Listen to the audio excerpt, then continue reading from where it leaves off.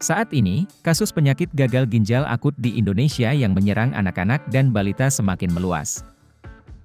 Kementerian Kesehatan menginstruksikan semua apotek agar tidak menjual obat bebas ataupun obat bebas terbatas dalam bentuk cair untuk sementara waktu. Seluruh apotek untuk sementara tidak menjual obat bebas dan atau bebas terbatas dalam bentuk sirup kepada masyarakat, demikian instruksi Kemenkes. Larangan tersebut harus dilakukan sampai ada pengumuman resmi dari pemerintah sesuai dengan ketentuan peraturan perundang-undangan.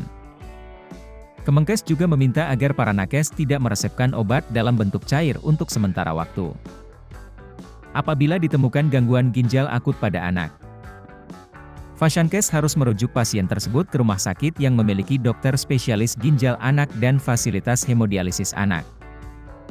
Rujukan perlu dilakukan bila Fasiankes tidak memiliki fasilitas ruangan intensif berupa high care unit dan pediatric intensive care unit.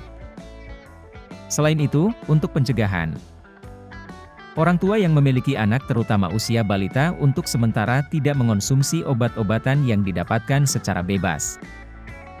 Apalagi tanpa anjuran dari tenaga kesehatan yang kompeten sampai dilakukan pengumuman resmi dari pemerintah. Perawatan anak sakit yang menderita demam di rumah lebih mengedepankan tata laksana non-farmakologis, jelas Kemenkes.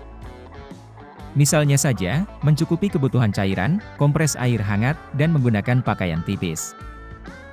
Sebagai informasi, berdasarkan data IDAI, terdapat 192 kasus gangguan ginjal akut misterius di 20 provinsi hingga Selasa, 18 Oktober 2022. Data ini berasal dari cabang IDAI yang dia terima dan merupakan kasus kumulatif sejak Januari 2022. Perinciannya, kasus gangguan ginjal akut paling banyak tersebar di DKI Jakarta dengan total mencapai 50 kasus. Diikuti Jawa Barat sebanyak 24 kasus, Jawa Timur 24 kasus, Sumatera Barat 21 kasus, Aceh 18 kasus, dan Bali 17 kasus. Sedangkan provinsi lainnya berkisar antara 1 hingga 2 kasus. Penderita masih didominasi oleh bayi di bawah usia 5 tahun.